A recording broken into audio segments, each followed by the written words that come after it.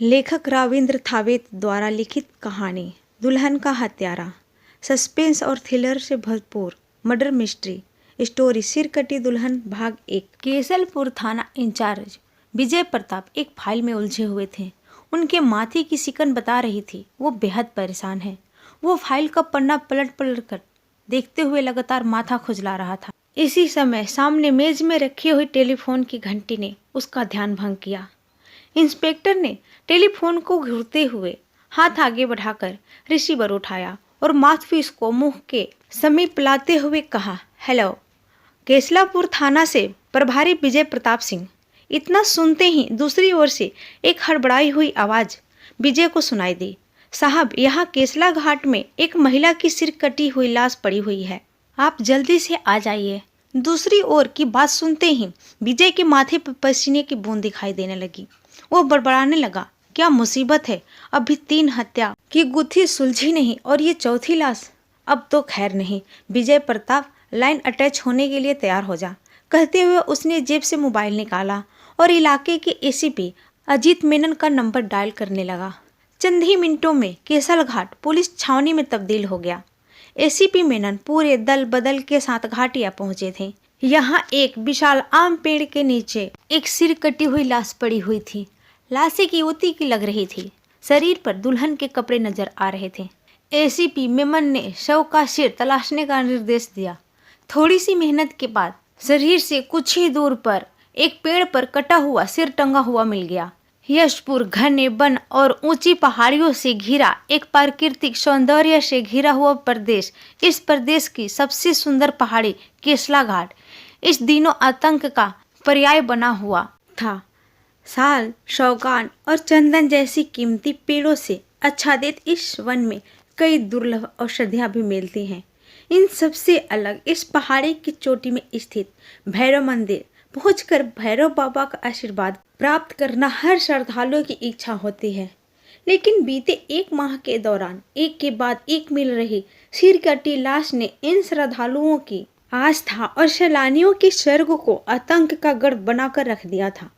Police प्रशासन ने शाम 6 बजे से लेकर सुबह 6 बजे तक कैसला घाट वाले रोड को बंद कर दिया था। बैरियर लगाकर पुलिस जवानों को तैनात कर दिया गया था। पेट्रोलिंग भी बढ़ा दी गई थी। लेकिन हत्यारा अब भी पकड़ से सैकड़ों कोस दूर था। सुराग के नाम पर पुलिस के हाथ पूरी तरह से खाली थे।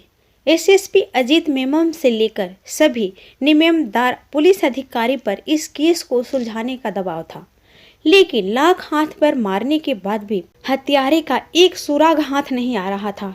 मंत्री से लेकर डीजीपी तक एसएसपी को फोन पर फोन कर रहे थे। केस की प्रगति रिपोर्ट मांगी जा रही थी। अचानक एसएसपी के जहन में कुछ कौन था। उसने मेज में रखी हुई मोबाइल उठाया और कॉन्टैक्ट लिस्ट में नाम खोजने लगा। अचानक स्क्रीन में एक नाम देखकर उसका चेहरा चमकने लगा। उसने नंबर डायल कर मोबाइल को चेहरे से लगाते हुए कहा, हेलो। सुबह के 9 बजे थे। सुजोय घोष इस समय अपने घर में बने छोटे से जिम से कसरत कर निकले ही थे। शरीर पसीना से लथपथ था। कंधे में एक नीले रंग का टॉवल था। चेहरे को पोंछते हुए दर्पण के सामने खड़ा हुआ था। इसी समय उनकी मोबाइल की घंटी बजी। सुजोय ने अपने निक्कर के जेब में हाथ डालकर एक मोबाइल निकाला और स्क्रीन पर एक नज़र डालते हुए बड़बड़ाया, हुजूर, आते आते बहुत देर कर दी। मोबाइल को कान में लगाते हुए सुजोय ने कहा, गुड मॉर्निंग सर। दूसरी ओर से आ रही आवाज़ सुनकर सुजोय ने कहा, यस सर, मैं पहुंच जाऊंगा। मोबाइल को जेब में रखते हुए सुजोय गुनगुनाने लगा, मैं वही दर्पण वही, न जाने ये क्या हो गया, कि सब कुछ लागे नया नया। गुनगुनाते हुए सुजोय बाथरूम में घुस गया। लगभग 1 घंटे में सुजोय अपनी रॉयल एनफील्ड बुलेट बाइक से एसीपी ऑफिस पहुंचा। बाहर खड़े अर्दली को पर्ची दिया। 2 मिनट में बुलावा आने पर वो अंदर घुसा। कमरे के अंदर घुसते ही सामने एसीपी अजीत मेनन उसके सामने थे। सुजोय ने दोनों एड़ियों को सटाकर सल्यूट मारा और सावधानी की मुद्रा में खड़ा हो गया। एक फाइल में उलझे एसीपी ने बिना सिर उठाए सुजोय को बैठने का इशारा किया। फाइल से सिर उठाते हुए एसीपी अजीत सुजोय की ओर देखते हुए कहा, केसला घाट में हो रही घटनाओं के बारे में तो जानते ही होंगे सुजोय।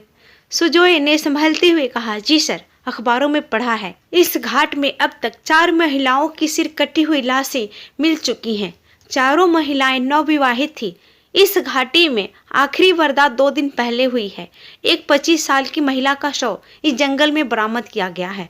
गुड, कहते हुए एसीपी ने एक फाइल उसकी ओर बढ़ाते हुए कहा, ये है उस केस की फाइल। आज से इस केस के इंचार्ज तुम्हें बनाया जाता है। इस केस की जांच के लिए 5 सदस्यों की एसआईटी यानी विशेष जांच दल गठित की गई है। इसके हेड तुम होगे। सुजोए ने अपने सामने टेबल में रखी हुई फाइल को उठाने की कोई चेष्टा नहीं की। प्रश्नवाचक चिन्ह के साथ एसीपी की ओर देखने लगा। एसीपी ने एक खाकी रंग का लिफाफा आगे बढ़ाते हुए कहा, अरे है तुम्हारा त्यागपत्र नामंजूर कर दिया गया है और आज और अभी से तुम्हें क्राइम ब्रांच में तैनात किया जाता है। इस केस में तुम सीधे मुझे रिपोर्ट करोगे। सुजोय ने विरक्त भाव से कहा, आई एम सॉरी सर, लेकिन मैं इस नौकरी के लिए बिल्कुल भी इच्छुक नहीं हूँ। संबलगढ़ केस में मेरे और मेरे टीम के साथ जो हुआ उसे आप जानते हैं। हमने अपनी जान पर खेलकर उस हथियार माफिया को मार गिराया। इसमें मेरे एक सिपाही को अपने जीवन का बलिदान देना पड़ा। एक अस्थायी रूप से अपंग हो गया और हमें क्या मिला?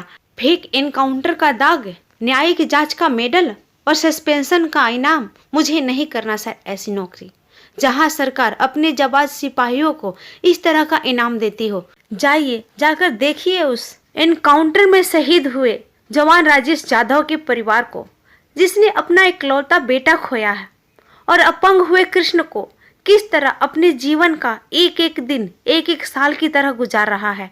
नहीं सर, मैं इस तरह का काम नहीं कर सकता जहां हमारे ही लोग हमारी बजाने में लगे रहते हैं। इतना कहकर सुजोय ने खड़े होकर एसीपी को सल्यूट मारा और तेजी से कमरे से बाहर निकल गया। सुजोय इस समय तेजी से अपने सामान समेट रहा था। वह जल्दी से अपने सरकारी मकान को खाली कर अपने घर नादिया लौट जाना चाहता था। यहाँ उसकी बड़ी पैतृक संपत्ति थी। पिता और भाई का बड़ा कपड़े का कारोबार था। पुलिस में भर्ती वह अपने सोच को साकार रूप देने के लिए हुआ था कि न्याय और अपराध में जीत हमेशा न्याय की होती है। इसी समय दरवाजे पर दस्तक की आवाज सुनकर वह चौंक गया। आगे बढ़कर दरवाजा खोला तो उसने सामने एसीपी अजित मेनन को खड़ा पाकर हड़बड़ा गया। उसने जल्दी से सल्यूट मारते हुए पूछा, सर आप यहाँ? हाँ मैं यहाँ, तुम्हारे घर। कमरे के अंदर नजर डालते हुए एसीपी ने कहा, तो वापस जाने की तैयारी चल रही है? ठीक है, लेकिन तुम्हारी ट्रेन तो कल रात की है ना घोष? सुजोय ने कहा, यस सर। बिना उसकी ओर देखे एसीपी ने कहा, तो चलो आज आखिरी बार मेरे साथ भोजन करो, मेरी ओर से फेयरवेल समझो। लेकिन सर, सुजोय ने कहने की कोशिश की, लेकिन उसकी बात को काटते हुए एसीपी मेनन ने कहा, कोई लेकिन नहीं, मैं नीचे गाड़ी में तुम्हारा इंतजार कर रहा हूँ।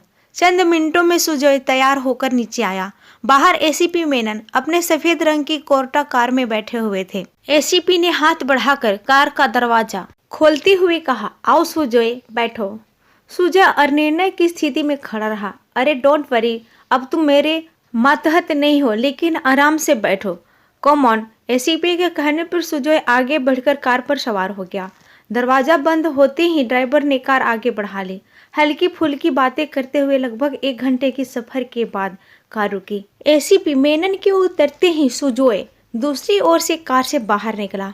सामने केसलापुर थाना था। एसीपी मेनन को आगे बढ़ते हुए देख सुजोय भी उनके पीछे चल पड़ा।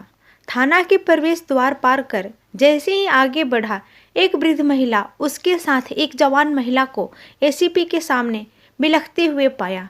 वृद्ध महिला कह रही थी, साहब मेरी बच्ची ने किसी का क्या बिगाड़ा था? उसकी हाथों में मेहंदी लगे हुए 1 सप्ताह ही तो हुए थे। वह तो अपने ससुराल वालों से ठीक से मिल भी नहीं पाई थी।